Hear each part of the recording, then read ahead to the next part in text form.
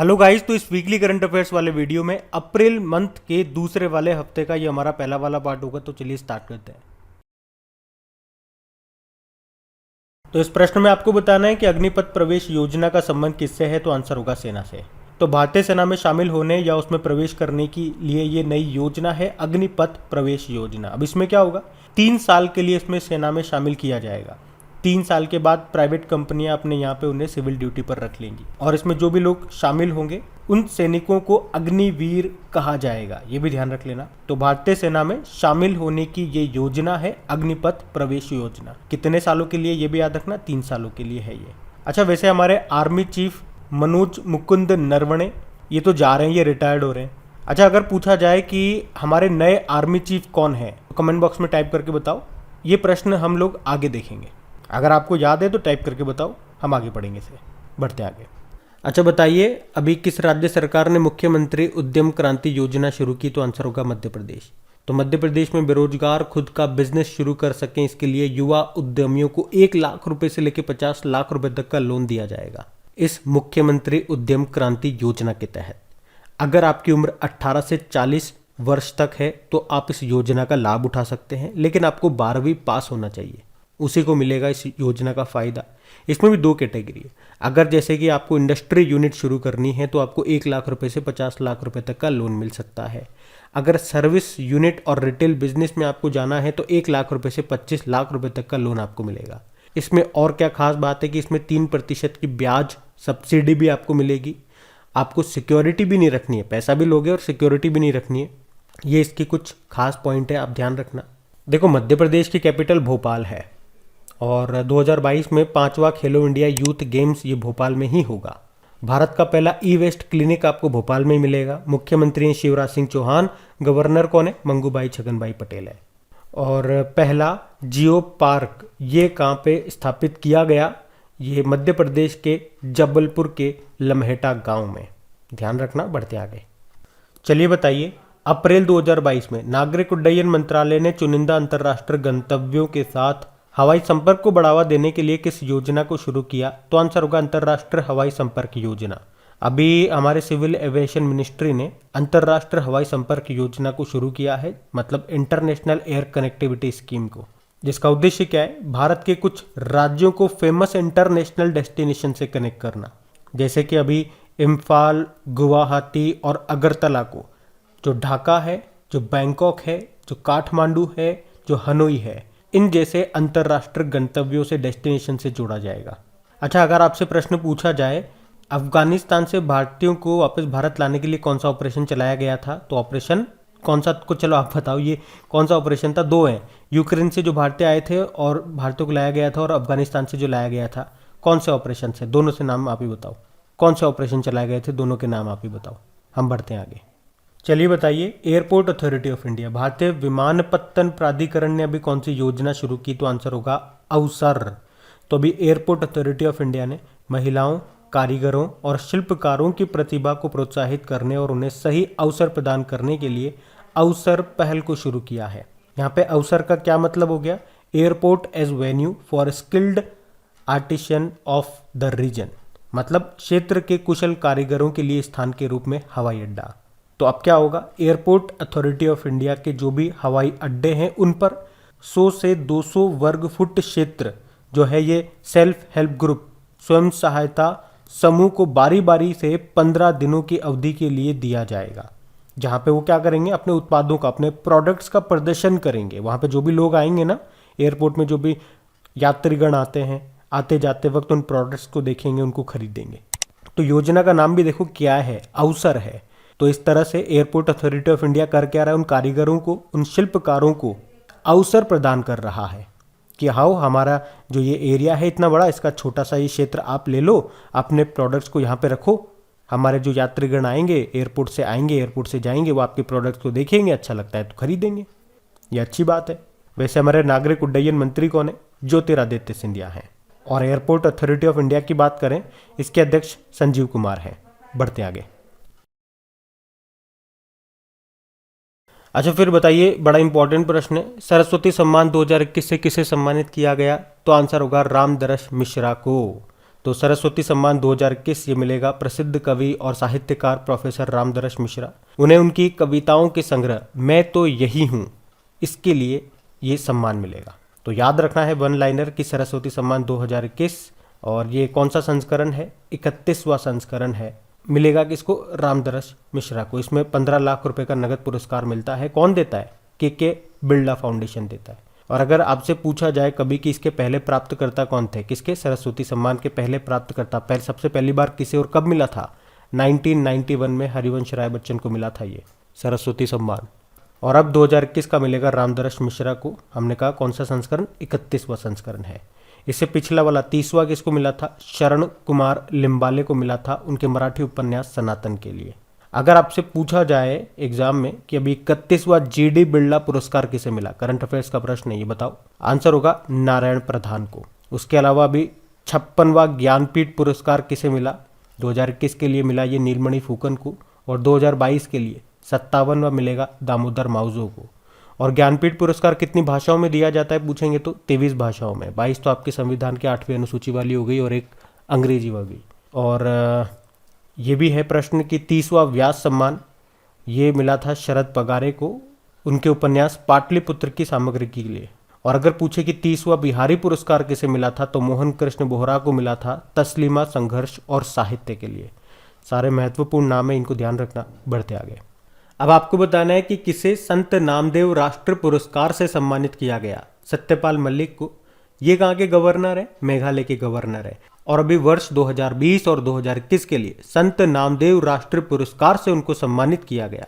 उन्हें पुणे स्थित गैर सरकारी संगठन सरहद के द्वारा सम्मानित किया गया है। सरहद ये एक सामाजिक, सांस्कृतिक और शैक्षिक संगठन है जो भारत के सीमावर्ती क्षेत्रों में संघर्ष प्रभावित लोगों के कल्याण के लिए समर्पित है।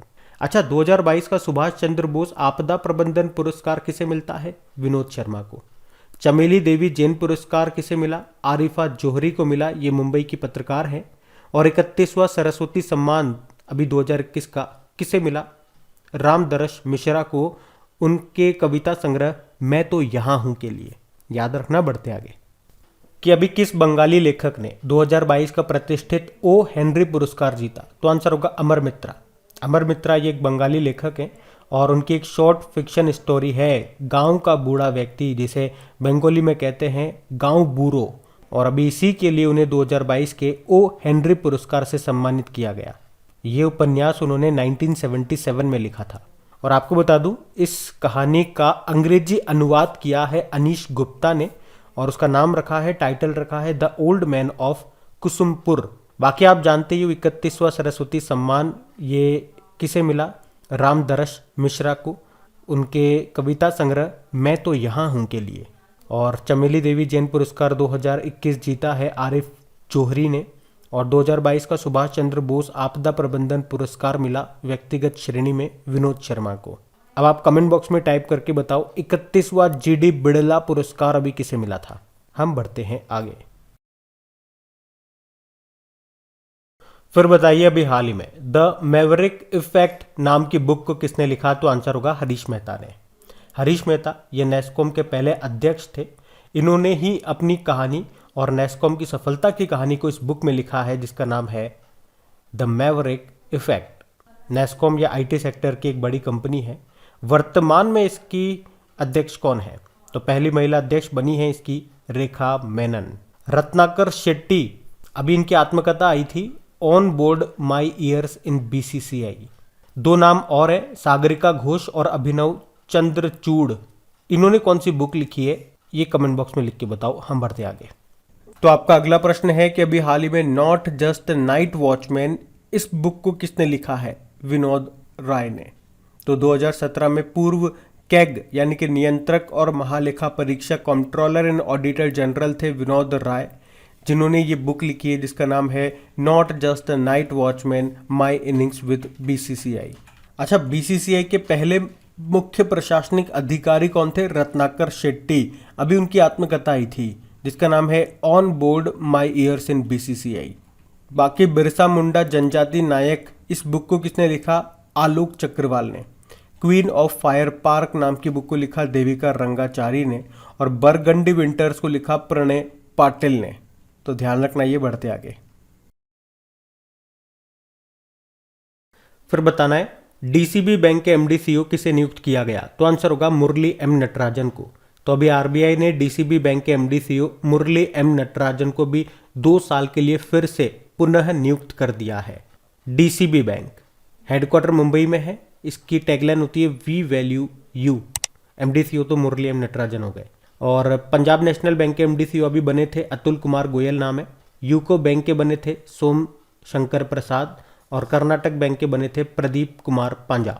अच्छा, अगर मैं आपसे पूछ लूं कि जम्मू कश्मीर बैंक के कौन बने थे, तो याद रखना बलदेव प्रकाश। बढ़ते आगे, चलिए बताइए अप्रैल 2022 में किस बैंक ने डिजिटल ट्रांसफॉर्मेशन प्रोजेक्ट संभव को लॉन्च किया, तो आंसर होगा यूनियन बैंक ऑफ इंडिया। तो अभी यूनियन बैंक ऑफ इंडिया ने यूनियन नेक्स्ट नाम से अपना सुपर एप्लीकेशन और डिजिटल ट्रांसफॉर्मेशन प्रोजेक्ट जिसका नाम है संभव, इसको लॉन्च किया है। तो इस बैंकिंग सुपर एप्लीकेशन में आप भुगतान, रिचार्ज, निवेश यानी कि इन्वेस्टमेंट, लोन और फंड ट्रांसफर जैसे कई सेवाएं आपको मिलेंगी। देखो, यूनियन बैंक ऑफ इंडिया की बात कर लें तो स्थापना होती है इसकी 1919 में, मुंबई में हेडक्वार्टर है और सीईओ राजकिरण राय जी हैं। आईसीआईसीआई बैंक, इसके जो एमडी सीईओ है ना संदीप बख्शी, अभी business standard banker of the year 2020-21 चुना गया इनको। IndusInd bank green fixed deposit योजना शुरू की इसने। एक्सिस बैंक देश में पॉइंट ऑफ सेल मशीन स्थापित करने के मामले में ये दूसरा सबसे बड़ा बैंक बना। बढ़ते हैं आगे। अच्छा बताइए, अभी क्यूएस वर्ल्ड यूनिवर्सिटी रैंकिंग 2022 आई है, इसमें कला और मानविकी श्रेणी में कौन सा विश्वविद्यालय टॉप पे रहा, यानी कि आर्ट्स एंड ह्यूमैनिटीज में, तो आंसर होगा ऑक्सफोर्ड यूनिवर्सिटी और ये है यूके का। अब प्रश्न को ध्यान से सुनना, अभी क्यूएस वर्ल्ड यूनिवर्सिटी रैंकिंग 2022 आई है और इसमें टॉप 100 में अगर बात करोगे तो भारत के 16 संस्थान शामिल हैं। इस रैंकिंग को 5 भागों में डिवाइड किया गया, जैसे कि इंजीनियरिंग एंड टेक्नोलॉजी के सेक्टर में बात करेंगे तो फिर एमआईटी जो मैसेच्यूसेट्स इंस्टीट्यूट ऑफ टेक्नोलॉजी है आपका यूएस का, वो टॉप पे होता है। अगर आर्ट्स एंड ह्यूमैनिटीज कला के क्षेत्र में बात करोगे तो ऑक्सफोर्ड यूनिवर्सिटी यूके का टॉप पे रहा। अगर लाइफ साइंस एंड मेडिसिन के क्षेत्र में बात करोगे तो यूएस का जो हार्वर्ड यूनिवर्सिटी है ये टॉप पर है। नेचुरल साइंस प्राकृतिक विज्ञान में बात करोगे तो एमआईटी यूएस में जो है वो टॉप पर होता है। और सोशल साइंस और मैनेजमेंट की कैटेगरी में बात करोगे तो हार्वर्ड यूनिवर्सिटी टॉप पे होता है। पर प्रश्न में आप देखिए क्या पूछ रहा है, कला यानी कि आर्ट्स के क्षेत्र में पूछ रहा है, तो कौन टॉप पर है, ऑक्सफोर्ड यूनिवर्सिटी हमने आंसर किया।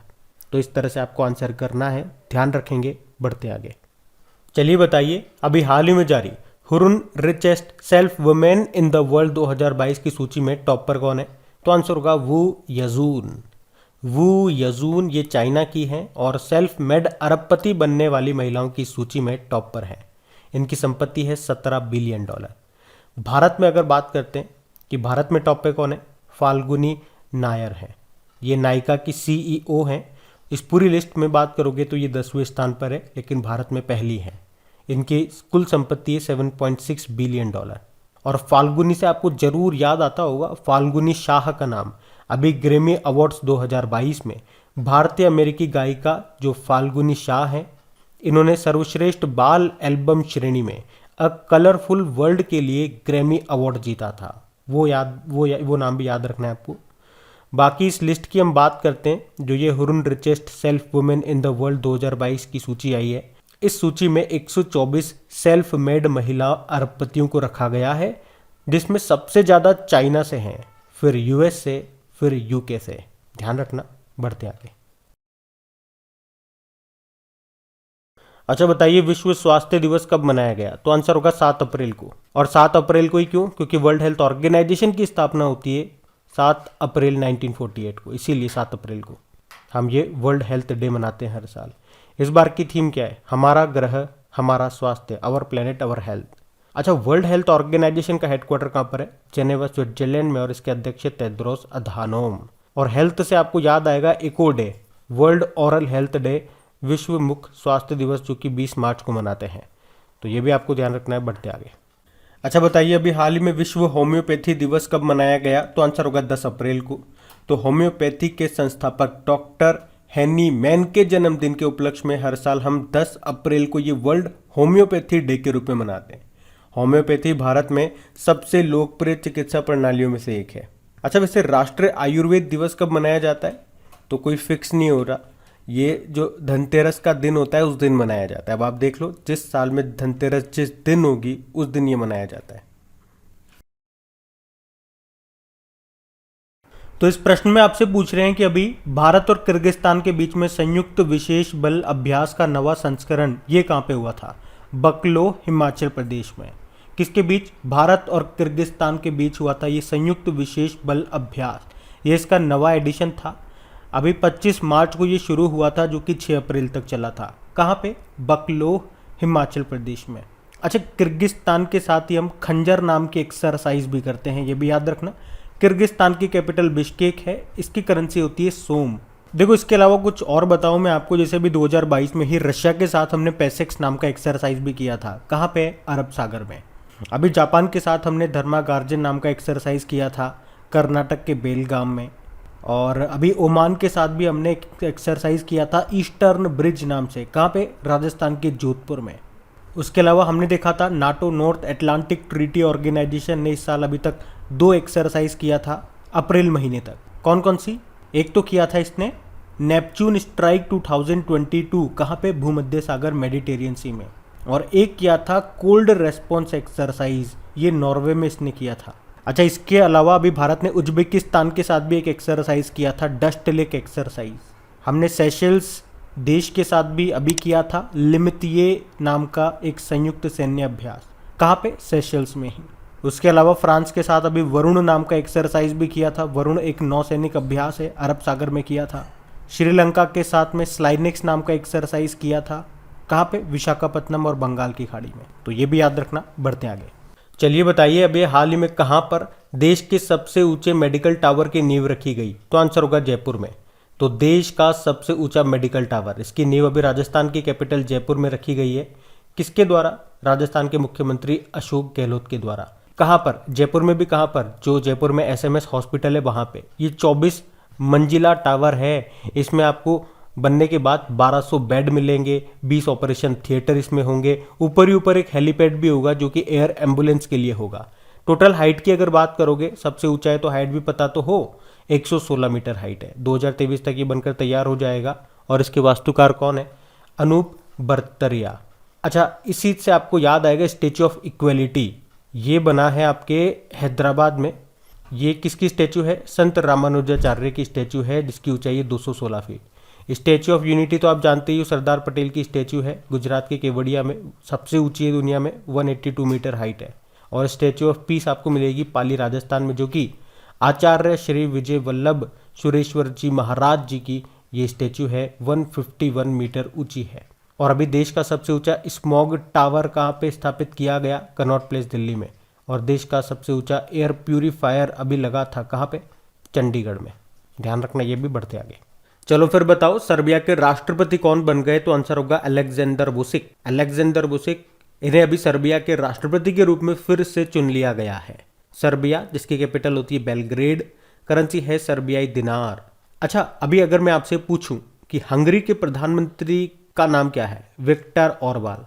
और अगर मैं आपसे पूछूं कि हंगरी की पहली महिला प्रेसिडेंट अभी कौन बनी? Katalin Novak. माल्टा देश के प्रधानमंत्री कौन बने? Robert Abela. और बारबाडोस की फिर से प्रधानमंत्री कौन बनी? मिया मोटली। और बारबाडोस के पहले प्रेसिडेंट कौन बनी? डेमसेंड्रा मैसन। याद रखना। बढ़ते आगे। चलिए बताइए, अभी केंद्रीय संस्कृति मंत्रालय ने मंदिरों के अनुष्ठानों को लाइव देखने के लिए कौन सी वेबसाइट को लॉन्च किया? तो आंसर होगा टेम्पल 360। तो अभी केंद्रीय संस्कृति मंत्रालय ने टेम्पल 360 नाम से एक वेबसाइट को लॉन्च किया है। और जो संस्कृति राज्य मंत्री है मीनाक्षी लेखी, उन्होंने इसको लॉन्च किया, जिसका उद्देश्य क्या है? भारत के किसी भी कोने से आप भारत के 12 ज्योतिर्लिंग और जो 4 धाम हैं उनके लाइव दर्शन कर सकते हो इस वेबसाइट पर जा करके। 4 धाम कौन कौन से कहाँ पर है? बद्रीनाथ उत्तराखंड में, जगन्नाथ टेम्पल पुरी उड़ीसा में, रामेश्वरम तमिलनाडु में और द्वारका गुजरात में। अभी आपको याद होगा सारथी एप्लीकेशन को लॉन्च किया गया था। किसने किया था? सेबी ने, security and exchange board of India ने। शेयर मार्केट के लिए थी ये। और अभी सुप्रीम कोर्ट ने सुपेस पोर्टल और फास्टर एप्लीकेशन को लॉन्च किया था। उसके अलावा सेहत पहल को लॉन्च किया था रक्षा मंत्रालय ने, सैनिकों के परिवारों को स्वास्थ्य संबंधी सुविधाएं देने के लिए। और रैंप स्कीम का संबंध किससे है? एमएसएमई से। एमएसएमई ने इसको शुरू किया है। वैसे तो एमएसएमई ने यानी कि माइक्रो स्मॉल मीडियम एंटरप्राइजेज ने अभी संभव पहल, स्वावलंबन पहल और समर्थ पहल को भी शुरू किया। वैसे संस्कृति मंत्री हमारे कौन है? जी किशन रेड्डी हैं। और अभी संस्कृति मंत्रालय ने अखिल भारतीय कार्यक्रम झरोखा इसको भी शुरू किया था, याद रखना। बढ़ते आगे। अच्छा बताइए, वर्ष 2021 के लिए कृषि उत्पादों के निर्यात में सबसे अधिक निर्यात किसका रहा? तो आंसर होगा चावल का। अच्छा, आप लोगों को याद होगा, हम लोगों ने पढ़ा था कि 2021-22 में भारत का निर्यात एक्सपोर्ट कितना था? 418 बिलियन डॉलर का था। और इसमें से कृषि का निर्यात कितना रहा? 50 बिलियन डॉलर से ज़्यादा का रहा। और इतना निर्यात पहली बार है। अगर परसेंटेज में पूछेंगे कि एग्रीकल्चर में निर्यात में कितनी वृद्धि देखी गई, तो आंसर होगा 19.92%। और इसमें भी सबसे ज़्यादा निर्यात किसका हुआ? चावल का, उसके बाद चीनी का।